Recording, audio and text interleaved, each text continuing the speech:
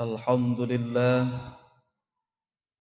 الحمد لله الذي أرسل رسوله بالهدى ودين الحق ليظهره على الدين كله ولو كره الكافرون ولو كره المشركون.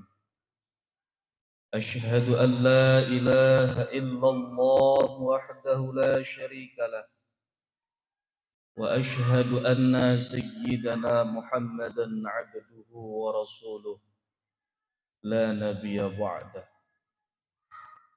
اللهم صل على سيدنا محمد حبيب الله وعلى آله وصحبه ومن والاه.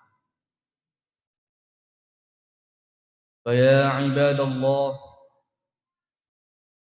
اتقوا الله حق تقاته ولا تموتن إلا وأنتم مسلمون.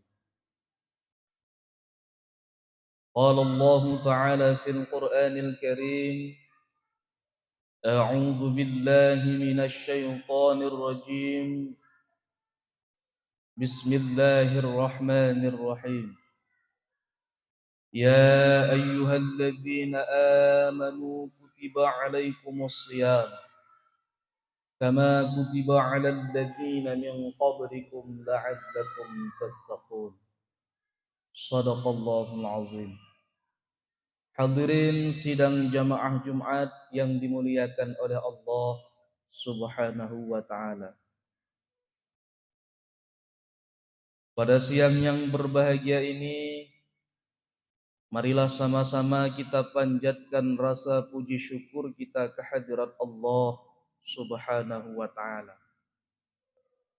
Yang mana Allah masih memberikan kesempatan kepada kita untuk sampai di hari ke-28 daripada Ramadan ini. Yang mana sebentar lagi Ramadan ini akan pergi meninggalkan kita, dan semoga nantinya bisa berjumpa dengan Ramadan tahun berikutnya. Salawat beriring salam marilah sama-sama kita kirimkan kepada ruh baginda Nabi besar Muhammad sallallahu alaihi wasallam, juga kepada seluruh keluarganya dan sahabat-sahabatnya, juga kepada seluruh pejuang-pejuang Islam dan ulama-ulama baik mutaqaddimin ataupun ulama mutaakhirin sebagai penyambung daripada lidah Rasulullah sallallahu alaihi wasallam. Hadirin sidang jamaah Jumat yang dimuliakan oleh Allah, khatib juga tak bosan-bosannya untuk mengajak kepada kita semua, wabil khusus kepada pribadi khatib sendiri, untuk meningkatkan ketakwaan kita kepada Allah Subhanahu wa taala, yaitu menjalankan segala perintah-perintah Allah dan menjauhi segala larangan-larangan Allah Subhanahu wa taala. Ramadan yang kita di dalamnya ini, yang sudah kita masuki hari ke-28 ini, tujuan utamanya adalah menjadikan kita hamba yang bertakwa kepada Allah Subhanahu wa taala, hamba yang takut kepada Allah. Sebagaimana bunyi firman Allah di dalam surat Al-Baqarah yang telah khatib bacakan tadi, Bismillahirrahmanirrahim. Ya ayyuhalladzina amanu kutiba alaikumusiyam. Wahai orang-orang yang beriman, diwajibkan kepada kamu untuk berpuasa sebagaimana telah diwajibkan kepada orang-orang sebelum kamu.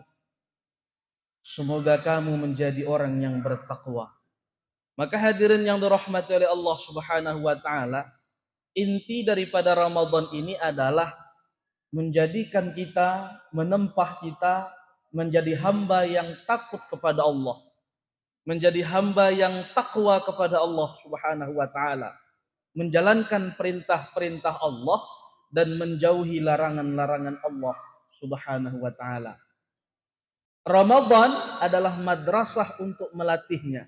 Karena di Ramadan ini hadirin yang dirahmati oleh Allah Subhanahu wa taala, perut kita dikosongi daripada hal-hal yang membatalkan puasa seperti makan dan minum dan sebagainya. Pandangan kita dijaga, tangan kita terjaga, perut kita terjaga waktu berbuka untuk memasukkan hal-hal yang haram. Nah, ketika perut kita ini dilapari hadirin yang dirahmati oleh Allah, kita sedang melatih nafsu kita. Kita sedang mengatur level nafsu kita. Yang dulunya mungkin ammarah dinaikkan kepada lawamah. Yang dulunya mungkin lawamah dinaikkan lagi kepada mulhamah.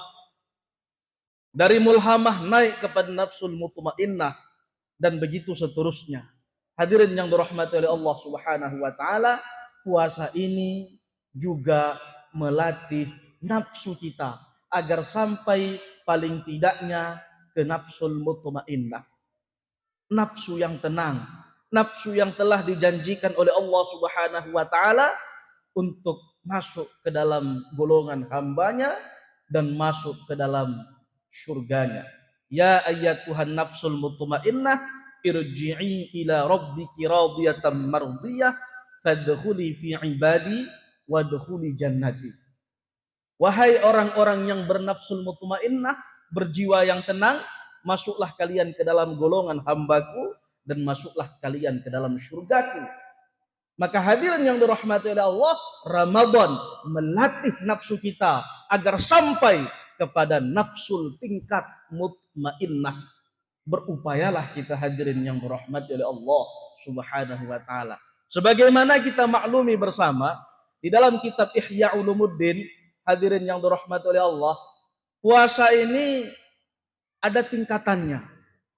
Di sini Imam Al-Ghazali membagi tingkatan puasa menjadi 3 tingkatan. Yang pertama ada namanya puasa umum, puasanya orang awam. Dan yang kedua ada tingkatan puasa itu puasanya orang khawas, orang khusus. Dan yang ketiga tingkatan puasa ini oleh Imam Al-Ghazali adalah tingkatan khususil khusus, khawasul khawas, orang yang spesial. Yang pertama adalah tingkatan umum, tingkatan orang yang awam. Puasa tingkatan yang pertama ini adalah mereka yang menahan puasa dari terbit fajar hingga terbenam matahari dari hal-hal yang membatalkan puasa. Seperti muntah dengan sengaja, makan, minum, inzal keluar mani, kemudian bersetubuh dengan istri di siang Ramadan, haid, nifas, wiladah, murtad, dan gila. Ada 10 perkara yang membatalkan puasa dan memasukkan segala sesuatu zat ke dalam rongga yang terbuka dan yang tertutup. Orang yang puasanya tingkat pertama adalah mereka yang menahan puasa dari hal-hal yang membatalkan puasa. Yang 10 perkara yang di atas. Menahan makan dan minum dan lain sebagainya. Tingkatan yang pertama ini mestilah kita tingkatkan kepada nomor 2, yaitu tingkatan khusus. Jangan berhenti di tingkat yang pertama. Kenapa?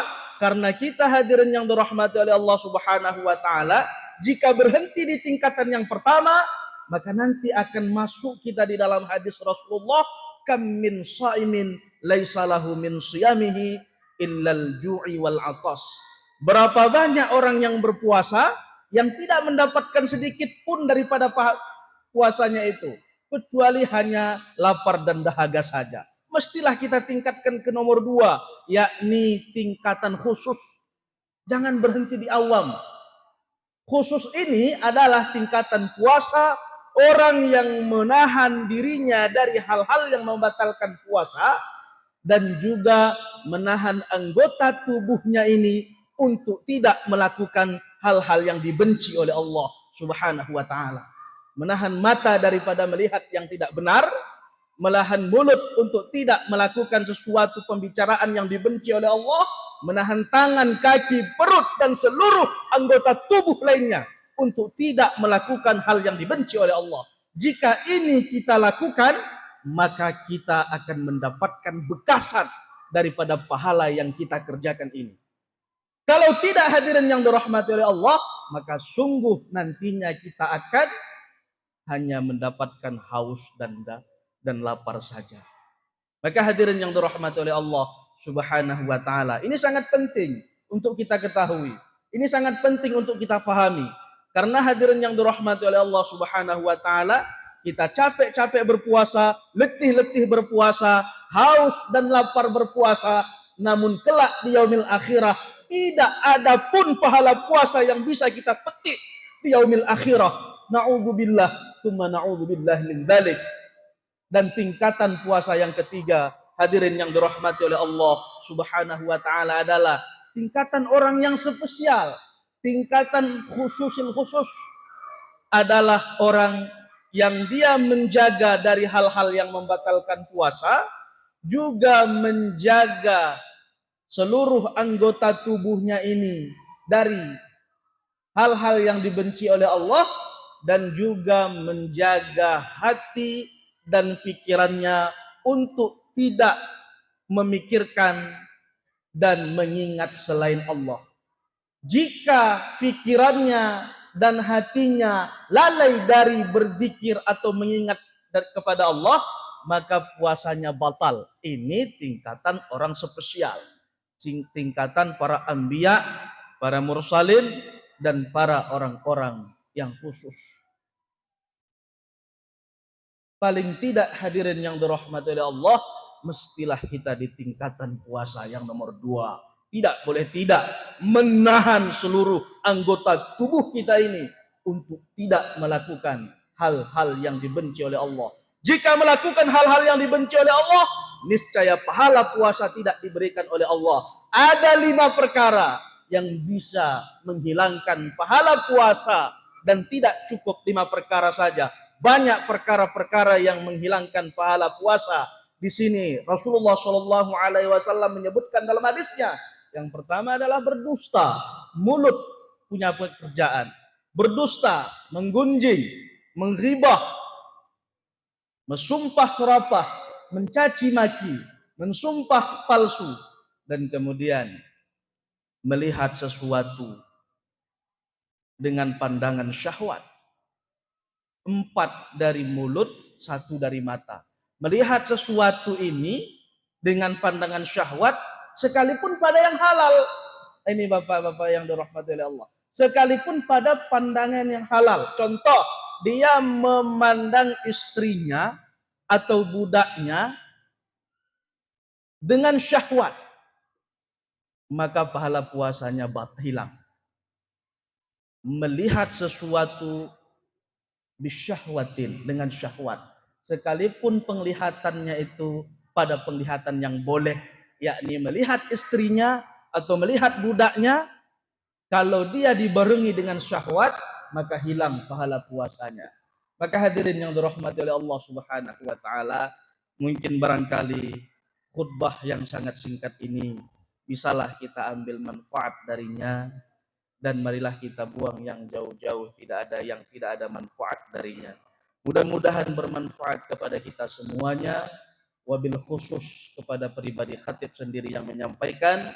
Mudah-mudahan di penghujung akhir Ramadan ini kita terus istiqamah melakukan amalan-amalan yang sudah ada di bulan Ramadan yang kita amalkan, untuk membentengi diri kita dari nafsu-nafsu yang jahat, dari musuh-musuh yang selalu menggerogoti batin kita, yakni iblis laknatullah alaih, agar kita bisa berjumpa di bulan Ramadan di tahun yang akan datang dengan keadaan bersih juga.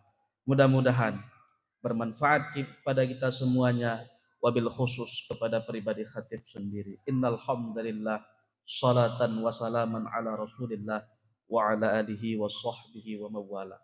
Amma ba'du, fa ya ibadallah, ittaqullaha haqqa tuqatih wa la tamutunna illa wa antum muslimun.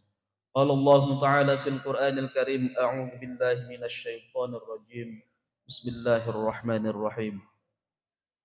Qul huwallahu ahad, Allahus samad, lam yalid wa lam yulad wa lam yakul lahu kufuwan ahad. Barakallahu li wa lakum fil Qur'anil Karim wa nafa'ani wa iyyakum bima fihi minal ayati wa dzikril hakim wa taqabbala minni wa minkum tilawatahu innahu huwas samiul alim.